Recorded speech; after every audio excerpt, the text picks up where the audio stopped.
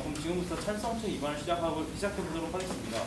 유전자 조작식품 GMO는 그동안 바이오 산업의 뜨거운 논쟁거리였습니다. 하지만 최근 여러 시민단체나 시민사회 의견을 받아들여 여러 도, 시 교육청과 시들은 일반적으로 논GMO 급식을 실시하거나 그런 정책을 준비하고 있습니다. 이러한 상황에서 저는 그러한 정책을 근거를 들어 지지하고자 합니다. 일단 첫 번째, 저는 토론을 시작하기에 앞서 용어에 대한 몇몇 정리를 해보자 합니다. 일단 저희는 GMO 식품을 이러한 GMO를 바탕으로 GMO를 내부의 새로운 유전자를 삽입한 어떤 생명체로 정의하고자 하고, 그러면 GMO 식품을 이러한 GMO를 바탕으로 생산된 식품 그리고 이에 대한 2차 가공식품 역시 포함하고자 합니다. 그리고 급식은 일반적으로 초중고등학교에서 학교에서 학생들을 대상으로 제공되는 식사를 정의하고 싶습니다. 일단 저는 두 가지 쟁점을 기준으로 두어 이에 대한 근거를 발표하고자 합니다. 첫 번째 쟁점은 GMO 식품이 갖고 있는 신뢰도입니다.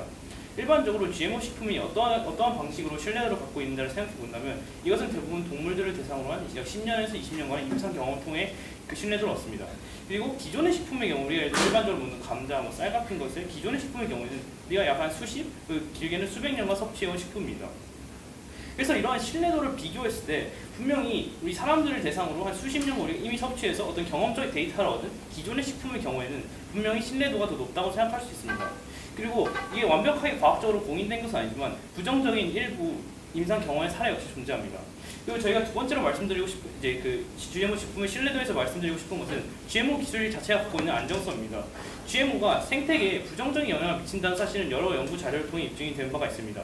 과연 우리가 이 GMO가 오염시 생태계에서 재배된 GMO를 과연 청소년들의 식탁에 올려놓을 수 있을지는 상당히 의문이 듭니다. 그리고 이런 유전자 공학 기술 자체에 생기는 여러 가지 문제점 혹은 보완해야 할 점들이 존재하는데, 최근 유전자 공학 기술로 개발된 유전자 가위 기술 같은 경우에는 콜롬비아 대학 연구진의 결과에 따르면 이러한 유전자 가위를 사용하더라도 약 한 100여 개 정도의 염기 사혈은 영구적으로 우리 원하는 바가 아닌 대로 변형될 수 있다는 내용의 결과를 듣듯이 우리가 완전히 유전 공학 기술을 신뢰할 수 있는 것도 힘듭니다. 그리고 두 번째로 쟁점은 급식이라는 것이 갖고 있는 특수성인데, 대한민국 통계청에 따르면 약 600만 명의 전국의 초중 고등학생에게 약 급식 제공률 99.5%의 제공률로 학교 급식은 제공되고 있습니다. 이러한 방대한 학생들에게 제공된다는 점을 생각해 본다면 이 조그만 어떤 GMO 갖고 있는 위험도 나중에 어떤 큰 피해로 이어질 수 있다는 것이죠. 그리고 우리가 보편적으로 제공되는 급식의 관점에서 생각해 본다면 대중들이 GMO에 대해 갖고 있는 신뢰도 역시 고려하지 않을 수 없습니다. 주위 서베이에서 여론조사를 통해 조사한 시민들의 GMO에 대한 신뢰도는 약 61%는 부정적인 인식을 갖고 있었습니다. 그렇다면 제가 생각하기에 이 보편적으로 제공돼야 할 학교 급식에서 과연 대중의 신뢰를 잘 얻지 못하고 있고 부정적 인식을 받고 있는 GMO를 학교 급식에 올려놓는 것은 전 바람직하지 않다고 생각합니다. 이상입니다. 반대측 또한 학생들에게 안전한 급식을 제공해야 된다는 점에서 전적으로 동의하는 바입니다. 하지만 안정성은 GMO를 금지해야 할 이유가 아닌 오히려 사용해야 할 이유입니다. 반대측은 GMO를 다음 세 가지 이유로 급식에서는 금지해서 안 된다고 강하게 주장합니다. 첫째, 수많은 과학자들 제3기관들과 검사를 통해서 그 안정성이 확보되었으며 오히려 관행 육종보다 더 안전합니다. 둘째, 엄청난 발전 가능성이 존재하고 셋째, 급식의 질을 향상시키는 데 큰 기여를 했습니다. 첫째, GMO 식품은 가장 정밀하고 안전한 육종 방식으로 만들어집니다. 2018년 8월 1일 기준 노벨상 수상자 134명은 그린피스에 GMO 금지 운동을 즉시 중단하라고 주장했습니다.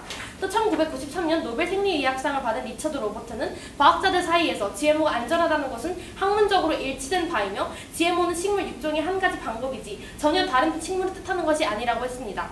그는 오히려 관행 육종을 사용할 경우 관행 육종에서도 돌연변이가 일어날 수 있으며 어떠한 안정성 검사도 받지 않기 때문에 오히려 GMO보다 관행 육종으로 만들어진 식물들이 더 위험하다고 했습니다. 우리나라는 코덱스에 근거하여서 GMO에 대한 안전성 검사 또한 철저히 하고 있습니다. 우리나라는 안정성 확보를 위해 장기간 섭취 시 나타나는 부작용, 의도하지 않은 효과 등에 대해서 철저하게 검사하고 있습니다.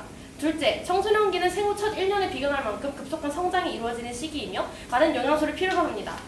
GM 황금쌀은 유전 공학을 이용해 쌀에서 비타민 A의 전조물질인 베타카로틴을 체갑성할 수 있도록 만든 식물입니다. 이처럼 학생들이 불균형한 식습관과 불규칙적인 습관 때문에 발생하는 영양 불균형 문제를 GMO로 도입한다면 효과적으로 해결할 수 있습니다. 셋째, GMO를 급식에서 사용하지 않는다면 전체적인 급식에 들어가는 비용이 증가할 것입니다.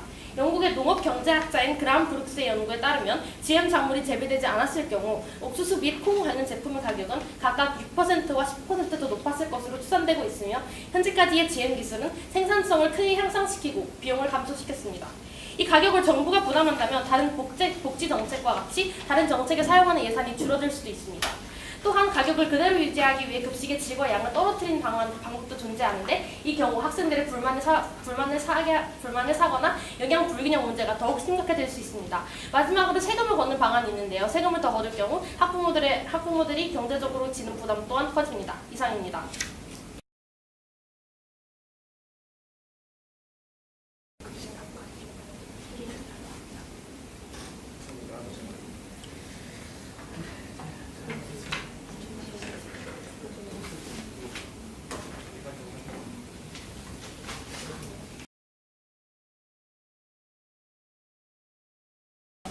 먼저 찬성식 교차조사 시작하도록 하겠습니다. 일단 저희는 급식의 특수성에 대해서 말씀드리고 싶은데요. 급식은 99% 이상의 초, 중, 고교생에게 거의 큰 선택의 여지 없이 제공되는 식품입니다. 하지만 학부모, 학생들의 신뢰가 낮다는 통계 자료는 수없이 많습니다. 그럼에도 불구하고 타당하다고 생각하십니까? 신뢰도가 낮은 것은 사실이긴 합니다. 하지만 이러한 신뢰도는 정부가 끊임없이 GMO는 안정하다는 사실을 입증하고 교육을 한다면 이는 충분히 해결될 수 있을 상황이라고 봅니다. 하지만 당장은 해결되지 않고 있으며 일단 보편적으로 제공되는 급식인 만큼 신뢰도의 문제가 굉장히 중요성을 띠고 있다고 생각합니다. 과학적으로 어느 정도의 검증이 있다고 하더라도 신뢰도의 문제가 더 중요하다고 생각하는데 이에 대해서는 어떻게 생각하십니까? 결국 신뢰도도 인간의 감정에서 비롯되는 것입니다. 이러한 인간의 감정들은 적당하고 타당한 근거를 들어서 반박을 해줄 수 있다면 이는 충분히 신뢰도 문제 또한 해결될 수 있다고 생각합니다. 그럼 상대편께서는 위험 사례의 존재 자체를 부정하시는 것입니까? 네, 그렇습니다. 하지만 임상실험 도중에 위험 사례가 있고 돌연변이가 일어나는 경우가 굉장히 많이 발견되고 있는데 이에 대해서는 어떻게 생각하십니까? 그럼 그 구체적인 임상 실험 사례에서의 그런 부정적인 실험은 무엇이 있었습니까? 그거는 반박해 제가 좀 더 정리해서 말씀드리겠습니다. 그리고 이제 영양 GMO는 뭔가 아예 다른 식품이 아니라 비슷한 식품이기 때문에 큰 차이가 없다고 말씀하셨습니다. 하지만 American Cancer Society에서 연구한 결과에 따르면 어떤 옥수수와 GM 옥수수를 비교해 보았을 때 아예 물질 대사 과정, 즉 여러 가지 생물학적인 구조와 완전히 다른 식품이 발견되었습니다. 그걸 바탕으로 American Cancer Society에서는 이게 장기적인 문제, 잠재적인 문제 모두 다 검증을 하려면 훨씬 더 많은 검증 기간이 필요할 것이라고 했습니다. 이러한 자료에 대해서는 어떤 입장이신지 궁금합니다. GMO는 인간이 인위적으로 식품의 유전자를 조합하고 사람들의 신뢰도 또한 여러 가지 문제가 있는 만큼 확실한 안정성 검사가 필요하다고 생각합니다. 그리고 현재 우리나라 식품의약처에서는 이러한 안정성 검사를 확실하게 거치고 있다고 생각을 합니다. 지금 현재 우리나라 식약처에서요 GMO를 안정성을 검사할 때는 국제식품규격위원회에서 정한 안전성 평가 기준을 근거로 안정성 검사를 하고 있습니다. 또한 14일과 90일이라는 아주 긴 기간 동안 정밀하게 검사를 하기 때문에 이러한 문제점을 해결할 수 있다고 생각합니다. GMO를 통해서 영양 불균형 문제를 해결할 수 있다는 것을 좋은 근거 중 하나로 주셨습니다. 이에 대해서 인정을 하나 실제로 지금 급식에서 사용되고 있는 GMO 기술은 이러한 기술보다는 경제성 문제를 해결하기 위한 기술이 거의 99% 넘습니다. 이에 대해서 어떻게 생각하십니까? 경제성뿐만 아니라 이러한 영양소 또한 GMO가 상용화된다면 크게 활용할 수 있을 것이라 생각합니다. 그럼 현재 사용되고 있는 GMO는 대부분 영양적 목적이 아닌 다른 목적을 위해서 사용된다는 것은 동의하십니까? 네, 그렇습니다. 지금 치료의약품도 그 GMO와 같이 임상실험을 한다는 것을 저희가 조사를 했는데 치료의약품의 임상실험과 GMO의 임상실험이 유사성이 있다는 데는 동의하십니까? 네, 그렇습니다. 알겠습니다. 그리고 이 경제적 부담을 근거로 들어서 GMO 사용이 옳다고 말씀해 주셨습니다. 경제적 부담을 감수하는 곳에서는 동의를 합니다. 그러나 안정성 위험이 여러 가지로 저희가 말씀드렸던 실험 등에서 검증이 되었는데 이런 위험성을 있음에도 불구하고 경제적 부담을 줄이기 위해서 GMO를 사용하는 것이 확실히 맞다고 생각하십니까? 안정성에 문제가 있는 것은 확실히 드러난 바가 없고 현재 우리나라 식약처에서는 이러한 GMO에 대한 안정성 검사를 철저하게 하고 있습니다. 이러한 상황에서 안정성은 기본적으로 바탕이 되어 있고 이러한 상황에서 앞서 찬성 측이 말씀하셨다시피 급식의 특수성 중에 하나는 단가를 가지고 많은 학생들에게 급식을 제공한 것인데 이 상황에서는 급식의 단가가 상대적으로 중요하게 작용할 수밖에 없습니다. 이상입니다. 그러면 찬성스께서는 GMO를 학교 급식에 사용하지 않는다면 어떠한 방법으로 길러진 식품을 섭취하실 것입니까? 저희는 GMO가 아닌 자연적으로 유기농적으로 길러진 식품이 맞다고 생각합니다. 일단 꼭 유기농적으로 무조건 100% 자연적으로 길러진 식품이 아니라고 하여도 유전자 조합 기술 자체는 큰 위험성이 많기 때문에 조그만 경제적 손해가 있다고 하더라도 당장 도입하는 것은 옳지 않다고 생각합니다. 과학계에서는 현재 GMO가 안전하다는 것은 기정사실화됐습니다. 이에 대해서 어떻게 생각하시나요? 사실 안전하다는 게 기정사실화된 것은 이때까지 실험한 것, 이때까지 경험한 것을 바탕으로 했다고 생각합니다. 하지만 여러 기관에서 인증하였듯이 GMO의 위험성은 당장 나타나는 위험성뿐만 아니라 잠재적인 위험성도 있다고 생각합니다. 한 식물의 주기가 30년인 상황에서 저희의 인체 안에서 나타날 잠재적인 위험성은 50년 후에 나타날지 100년 후에 나타날지 사망 직전에 나타날지 알 수 없습니다. 따라서 유전자 연구가 시작된 지 몇십 년 안 된 상태에서 당장 청소년들의 급식에 도입하는 것은 시급하지 않다고 생각합니다. 이에 더 나가서 학부모 학생들의 GMO에 대한 불신뢰는 어디서 비롯된다고 생각하시나요? 일단 새로운 경험 부족에서 비롯된다고 생각합니다. 그러면 정부가 안정성 검사를 투명하게 하고 학부모 학생들에게 올바른 정보를 사용하여 교육한다 이런 불신뢰는 사라지지 않을까요?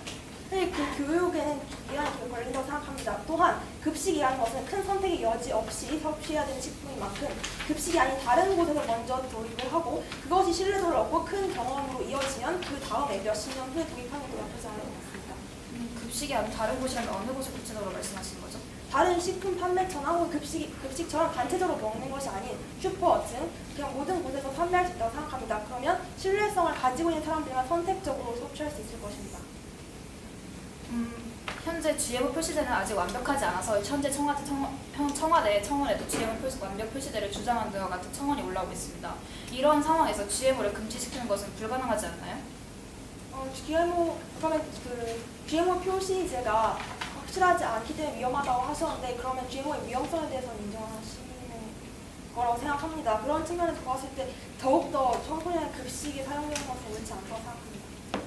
저희가 말했던 것은 이러한 정책이 현행적으로 실용하는 것이 불가능하다는 것을 알려드린 거였습니다. 그 다음으로는 GMO가 어떤 방식으로 GMO가 어떤 방식으로 만들어지는지 구체적인 방법을 아시나요? 네, 어느 정도 알고 있습니다. 대표적으로 어떤 방법이 있습니까? 일단 GMO라는 것은 어떤 목적이 있으면 그 목적에 해당되는 유전자 그리고 원래 식품에 해당되는 유전자를 조합해서 만드는 것으로 알고 있습니다. 그뿐만 아니더라도 대표적인 GMO 방법 중에 하나는 아그로박테리움이라는 것이 있습니다. 이런 아그로박테리움이라는 것은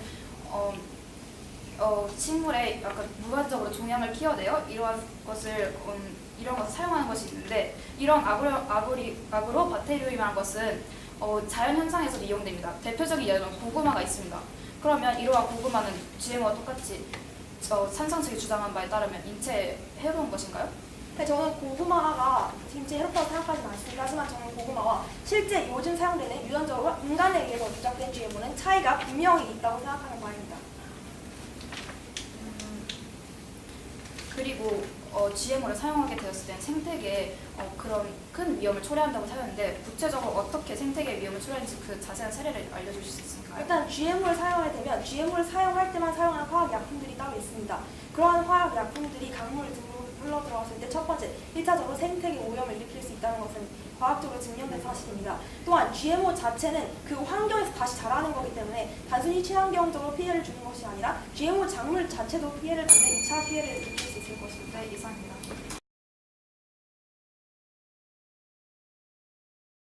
찬성 바로 시작하도록 하겠습니다. 먼저 저희는 찬성 입장에서 급식의 특수성에 대해서 다시 한번 강조드리고 싶습니다. 급식의 특수성이란 급식은 표준 고교 학생들이 큰 선택의 여지 없이 99% 이상이 섭취하게 되기 때문에 현재의 사실을 바탕으로 보았을 때 학생, 학부모의 큰 신뢰를 얻지 못하고 있는 상황에서 이를 선택적 여지 없이 섭취하게 하는 것은 옳지 않다고 생각합니다. 또한 GMO는 아예 다른 생물이 아니라 비슷한 생물이기 때문에 안정성이 있다라는 주장을 하신 것 같은데, 아까 말씀드렸듯이 그 공인기관에서 전혀 다른 생물이고 물질대사 방법 등이 다르기 때문에 아직 더 많은 연구가 필요하며 잠정적인 어떤 위험성이 굉장히 크다는 것은 연구된 바가 있습니다. 또한 영양 불균형 문제를 해결 가능하고 다양한 이점이 있다고 하셨는데, 저희는 지금 실제로 GMO에서 그 급식에서 사용하고 있는 GMO 기술에 대해서 포커스를 맞추고 싶습니다. 지금 급식에서 사용되고 있는 GMO는 실제로 경제적 이득을 얻기 위한 GMO 기술이 대부분 사용되고 있기 때문에 굳이 이러한 이점을 급식에서의 사용 여부와 관련 지을 수 있는지에 대한 의문이 있습니다. 경제적 부담에 대해서 말씀하셨는데, 경제적 차이가 아예 없을 수 없다는 것에 대해서는 동의합니다. 그러나 그 차이는 그렇게 크지 않다고 생각합니다. 또한 아까 이때까지 말씀드린 안정성, 신뢰도 문제를 뒤집을 만큼 큰 경제적 차이라고 보기는 2.25%는 부족하다고 생각합니다. 저희는 그리고 그 반대편께서는 위험 사례 존재를 거의 없다는 식으로 말씀하셨는데, 나중에 저희가 증거를 찾아내겠지만 위험 사례가 아예 없는 것은 아니며, 특히 급식에서의 위험 사례가 많지 않은 것을 인정하나 실제로 임상 실험이 계속해서 이루어지면서 검증이 이루어지는 단계고, 그러한 과정에서 위험 사례가 발생하는 것을 보아 급식에 도용된 GMO에서 절대 그런 일이 일어나지 않을 것이라고 단정 짓는 것은 어려울 것 같습니다. 또한 저희는 치료의약품과 비교를 하고 싶습니다. 상대편에서는 치료의약품에 대한 임상실험 그리고 GMO 임상실험의 유사성을 어느 정도 인정하신 바 있습니다. 저희는 GMO를 금지시켜야 하는 이유는 GMO가 위험하기 때문입니다. 그리고 GMO는 실험하는 방식이 바로 임상실험을 통한 GMO의 검증을 통해서 위험성이 어느 정도 적다는 것을 인정이 되면 급식에 도용을 합니다.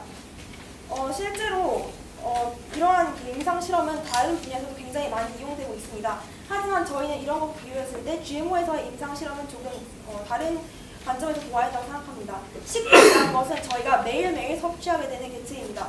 그렇기 때문에 다른 연구 결과와는 달리 GMO는 단순히 임상 실험만으로는 이제 검증된 만한 근거가 부족하다고 생각하고, 저희가 계속해서 말씀드린 잠재 가능성, 잠재적인 위험성에 대해서 조금 더 연구가 된 후 50년 혹은 최소 100년 후 정도의 GMO가 급식에 도입되어야 될지 다시 한번 논의되어야 하는 것이 맞다고 생각합니다. 이상입니다.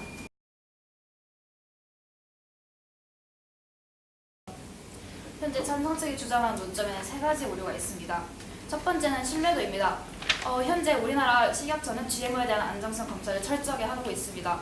다만 식약처와 국민들 사이에 소통이 부족해서 이제 결코 이는 신뢰도에 대한 영향이 그렇게 크지 않을 거라고 생각합니다. 현재 식약처는 기초평가, 독성학성 평가, 알레르기성 평가들과 같은 여러 가지 평가를 진행하고 있습니다.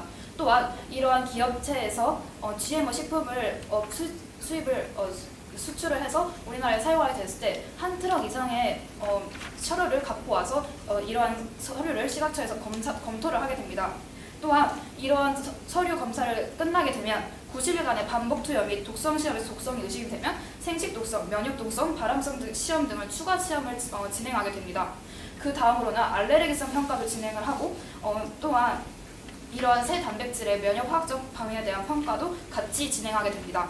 이러한 상황에서 현재 우리나라 식약처는 GMO에 대한 평가를 철저하게 진행하고 있다는 것을 알 수 있습니다. 다음으로는 생태계입니다.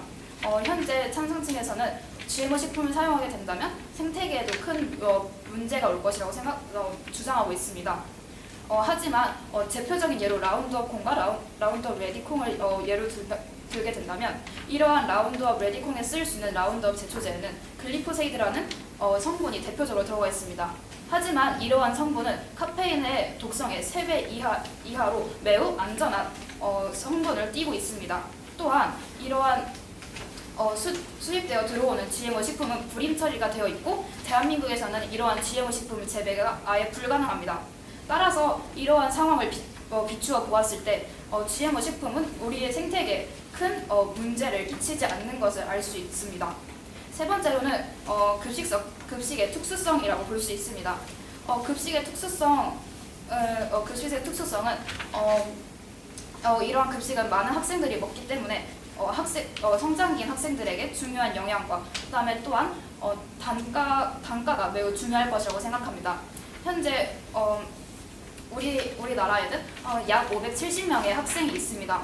그리고 한 교육청에서 GMO 식품을 도입했을 때 단가가 110원이 올랐습니다. 하지만 이러한 110원을 전체 우리나라 전국의 학생들에게 비추어 보았을 때 약 6억 원 이상이 들어가게 됩니다. 이러한 상황에서 단가적으로도 넌 GMO를 사용하게 된다면 학부모들의 큰 부담이 있을 것이라고 생각합니다.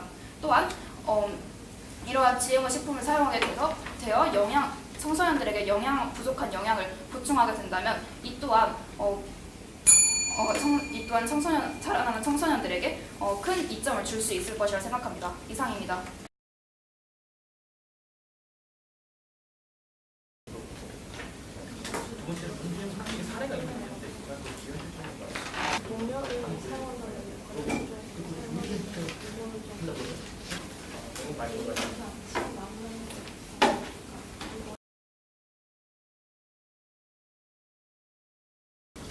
그럼 이제 탄성 측 2차 교체 조사 시작하도록 하겠습니다. 일단 저희가 제기한 어떤 GMO 가진 생태계에서의 문제에 대해서 글리세리트에 대한 얘기를 들으셨는데, 일단 저희가 조사한 사례에 따르면 일반적으로 기본적으로 GMO 자체에 뿌려진 제초제의 문제가 아니라 GMO 옥수수가 갖고 있는 기초적인 어떤 단백질의 영향 때문에 애벌레들이 오염돼서 최종적으로 특정 나비종의 피해가 간다는 어떤 1999년 코넬드 연구 결과가 있었습니다.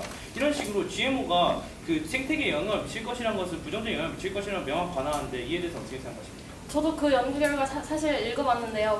끝까지 읽어보시면은 사실 마지막에는 농약이 오히려 BT 옥수수와 같은 경우에는 오히려 농약으로 살포되었을 때보다 내재하고 있었을 때 오히려 애벌레들의 내성이 더 늦게 생기기 때문에 GMO로 활용하였을 때 오히려 더 효과적이라고 마지막에 명시되어 있었습니다. 그다음에 제가 말씀드리고 싶은 것은 이제 GMO의 미래에 어떤 더 추가될 수 있는 기능에 대한 얘기를 많이 해주셨는데, 현실적으로 시중에 시판되고 있는 대부분의 GMO의 목적들은 경제성을 중점적으로 두고 있는데, 과연 우리가 이런 GMO 종자 회사들이 어떤 그런 GMO의 부가적인 기능을 말씀하신 영양학적 기능 같은 것을 추가하기 위한 어떤 그런 미래를 위한 목적을 우리가 유도해내기 위해서는 과연 여기서 우리가 어떤 경제성만을 추구하는 GMO 종자들이 현재 그 청소년들 식탁에 올라오는 것을 용인해도 될까요?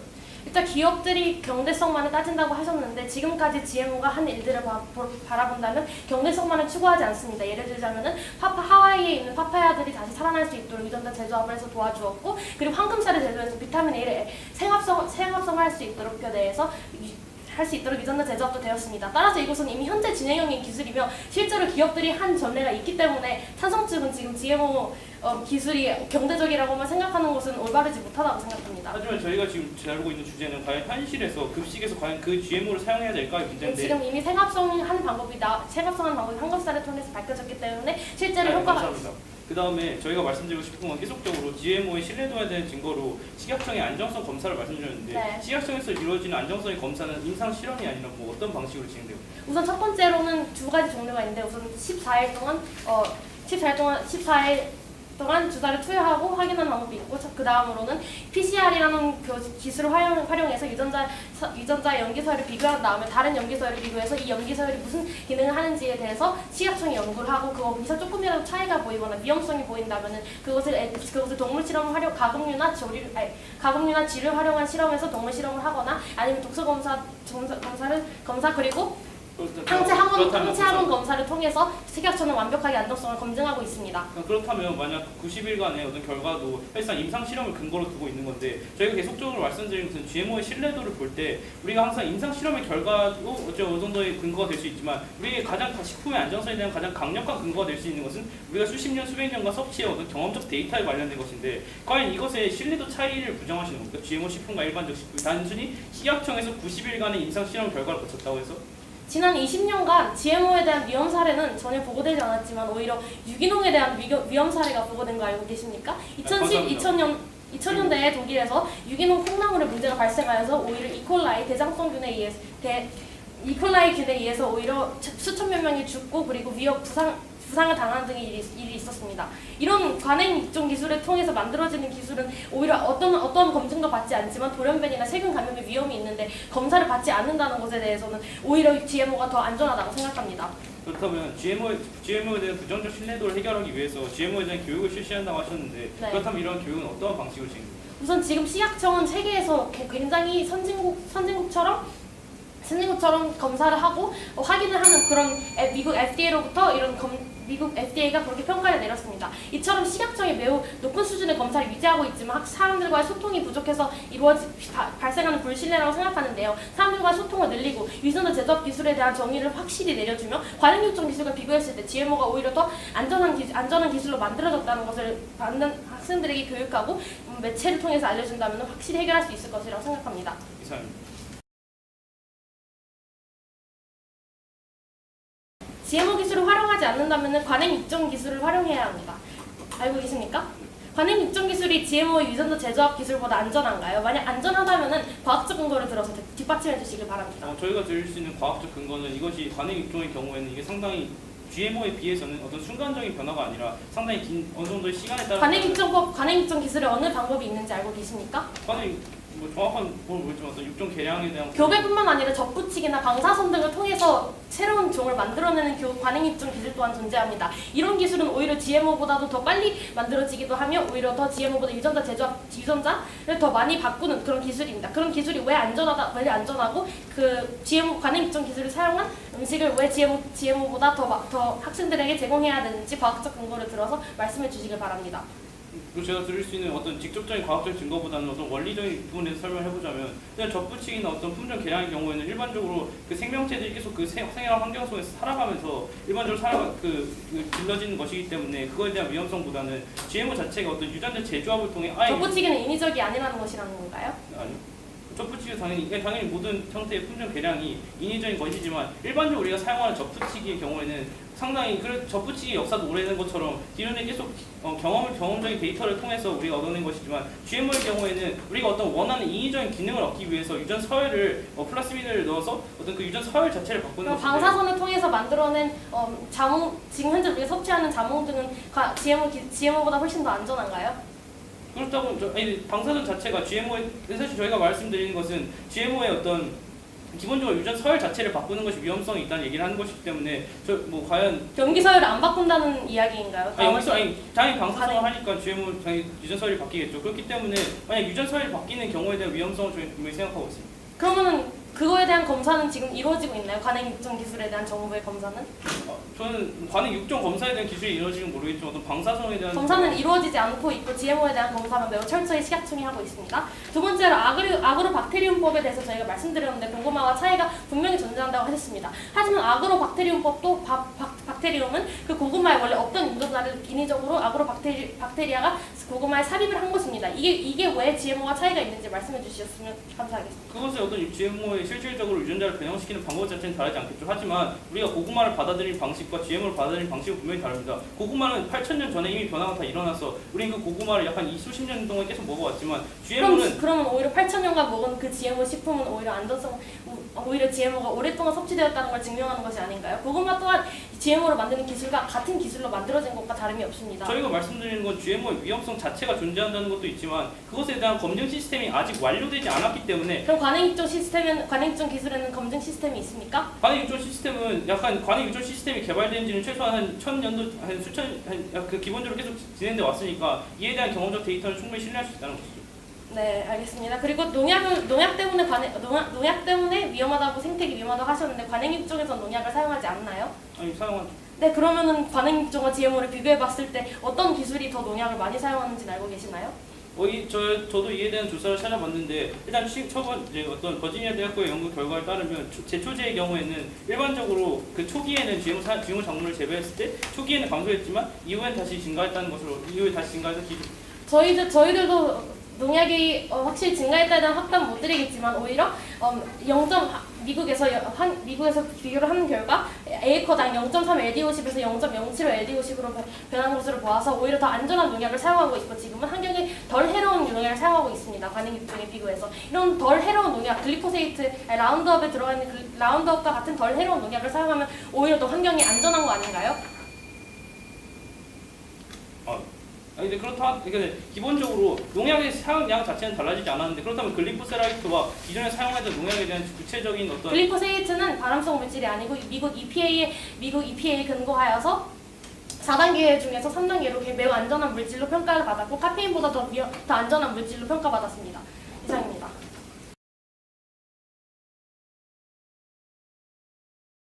저희는 이제 찬성적 요약을 시작하도록 하겠습니다. 저희는 세 가지 쟁점에 근거해서 이 토론을 한번 요약해보자 합니다. 첫 번째는 학생들이 대중이 갖고 있는 어떤 학교 급식에 대한 신뢰도의 문제일 것입니다. 반대 측은 여기서 GMO에 대한 어떤 중립적인 교육을 통해 이것을 해결할 수 있다고 하는데 과연 신뢰성을 높이기 위한 하는 교육이 과연 중립적인 교육이 될 수 있으며 과연 우리가 학생들에게 GMO에 대한 시각조차도 교육해야 한다는 것에 대해서 저는 올바르지 못하다고 생각합니다. 그리고 대중의 신뢰도는 분명히 보편적으로 제공되는 학교 급식에는 고려되어야 하는 요소이기 때문에 현재와 같은 낮은 신뢰도를 갖는 GMO 식품은 급식에는 제공되어서는 안 된다고 생각합니다. 그리고 GMO에 대한 신뢰도에 대해서 두 번째 쟁점은 GMO의 신뢰도와 관련된 것인데 저희는 이것을 항상 일반 식품과 비교하고자 합니다. 여러 논GMO 급식을 실제로 실시한 부천시, 광명시 사례도 같이 우리가 두려워했던 어떤 급식비의 어떤 큰 폭의 증가는 보이지 않았습니다. 그렇기 때문에 과연 우리가 분명히 일반적인 어떤 이미 섭취하고 있는 식품과 이제 막 만들어진 GMO 식품의 어떤 신뢰도의 차이는 분명히 존재할 터인데 더욱 학생들을 위한 안전한 대안이 존재하고 이를 현실적으로 우리가 이룩해낼 수 있는데 과연 이것을 포기하는 것은 저는 올바르지 못하다고 생각합니다. 그리고 이 논GMO 급식의 현실성에 대한 쟁점을 생각할 수 있는데 실제로 논GMO 급식은 많은 시도 교육청에서 이것을 실제로 실시하고 있거나 이러한 정책을 준비하고 있는데 과연 이런 논GMO 급식이 완전 비현실적이라고 말하는 반대 측의 의견이 올바른지 한번 묻고 싶고 과연 GMO 표시제가 확실하지 않아서 우리가 GMO를 완전히 배제하는 건 힘들다고 하는데 제가 알기로는 GMO 표시가 확실하지 않은 이유는 우리가 말씀드렸다시피 GMO에 대한 2차 가공 식품이 GMO 표시제에 포함되지 않았다고 했는데 저희가 용어 정해서 말씀드렸듯이 GMO 식품은 분명히 GMO를 그리고 이를 2차 가공한 식품 역시 포함하는 것이기 때문에 이를 온전히 배제하는 것을 통해 저희가 이제 정책이 원하는 목적인 GMO 식품의 완전한 배제를 이뤄낼 수 있는 것입니다. 이상입니다. 반대 측이 원하는 GMO가 급식에서 금지되지 않은 대한민국과 찬성 측이 원하는 GMO가 급식에서 금지된 대한민국을 비교해서 오늘 토론 요약해보도록 하겠습니다. 첫 번째는 안정성입니다. 물론 모든 식품은 100% 검사하는 것이 쉽지 않고 스토머를 검사해도 검사에 오류가 생길 수 있는 것은 분명합니다. 하지만 찬성 측은 GMO를 사용하지 않는다면 관행 육종을 통해서 길러진 식물을 사용한다는 것을 확실히 염두에 두셔야 합니다. 관행 육종을 통해서 길러진 식물 또한 돌연변이와 같은 현상을 보이지만 이런 관행 육종에 대해서는 어떠한 검사도 이루어지지 않고 있습니다.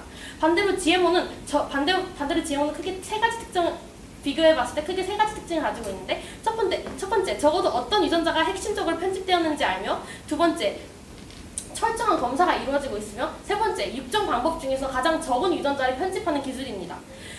이런 GMO 기술은 관행 육종에 비교해봤을 때 훨씬 더 검사를 많이 받고 있고 실험하는 사람들 또한 어떤 유전자가 편집되고 있는지 정확히 알고 있음에도 불구하고 검사가 매우 철저하게 이루어지고 있습니다. 하지만 관행 육종은 그에 비해서 뒤에 어떤 유전자가 바뀌는지 어떤 염기서열이 바뀌는지도 모르고 돌연변이 또한 일어나지만 앞서 말했던 독일의 유기농 이콜라이 사건과 같이 많은 돌연변이나 세균의 감염이 일어나고 있지만 어떠한 검사도 이루어지지 않고 있기 때문에 훨씬 GMO보다 더 안전하지 않습니다. 두 번째 쟁점은 생태계입니다. 찬성 측에서는 농약을 더 증가시키기 때문에 GMO가 생태계에 해롭다고 했습니다. 하지만 GMO가 사용하는 농약은 관행 육종에서 사용하는 농약보다 훨씬 더 안전한 글리포세이트라는 물질을 가지고 있는 농약이며 이는 오히려 GMO를 사용했을 때 생태계의 농약의 해로움을 더 줄어들게 할 수 있습니다. 세 번째는 영양입니다. 찬성 측과 반대 측 모두 학생에게 영양가 있는 급식을 제공해야 된다는 점에선 동의한다고 생각합니다. 하지만 찬성 측은 현실성이 없다는 이유로 이것을 반대하고 있는데요. 반대측이 앞서 말했다시피 항공셀과 같은 기술이 이미 개발되었고 이제 앞으로 개발하는 일도 별로 어렵지 않으며 GMO를 활용할 경우 학생들에게 훨씬 영양가 있는 급식을 제공할 수 있기 때문에 GMO를 사용해야 합니다. 반대측은 학생들의 건강, 영양, 생태계를 고려한 더욱 효과적인 방안을 제시하였습니다. 이상입니다.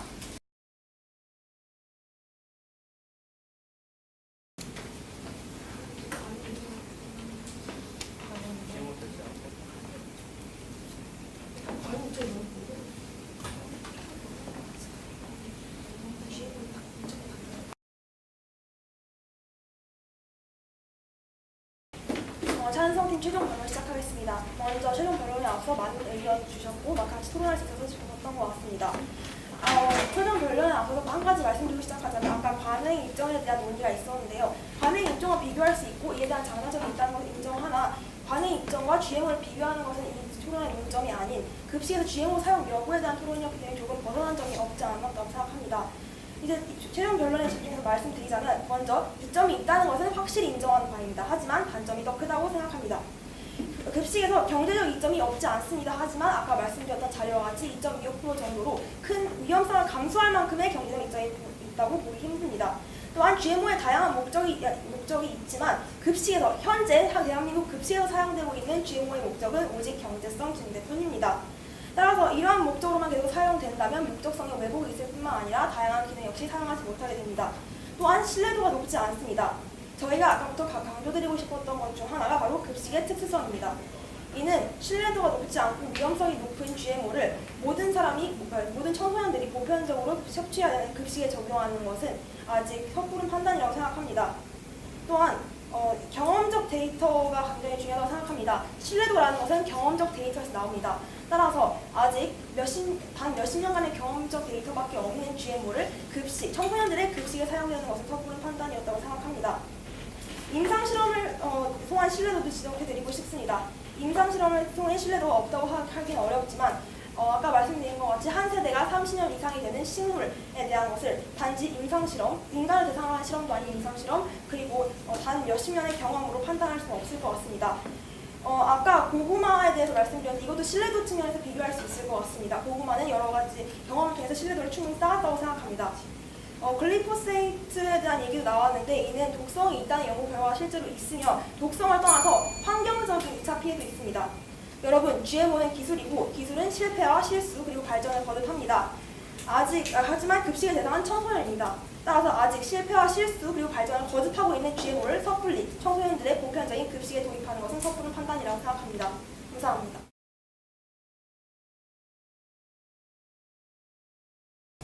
오늘 토론에서 찬성 측은 지속적으로 GMO를 학교 급식에 사용하는 것에 대해서 발생하는 문제점을 짚으려고 했습니다. 예를 들어 첫 번째로는 신뢰도, 두 번째로는 생태계의 고람, 세 번째로는 급식의 특성이 있을 것이라고 생각합니다. 하지만 관행력 중에서도 상대 측이 주장한 여러 가지 문제가 발생합니다. 하지만 GMO는 적어도 이러한 문제들을 해결하기 위해 많은 검사가 실시되고 있으며 조금이라도 문제가 발생되면 바로 유통이 중지됩니다. 하지만 관행 육종은 이러한 검사도 거치지 않고 어떠한 해결 방법도 실행되고 있지 않습니다. 따라서 GMO 기술이 관행 육종보다 더 안전하고 정밀합니다. GMO를 학교 급식에 사용하지 않는다면 자연스럽게 선택지는 관행 육종으로 넘어갈 수밖에 없습니다.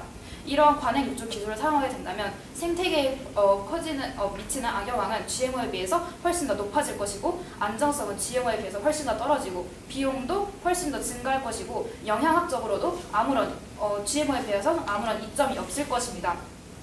저희 측은 학생들의 안전성뿐만 아니라 영양과 비용 또한 적절히 고려합니다.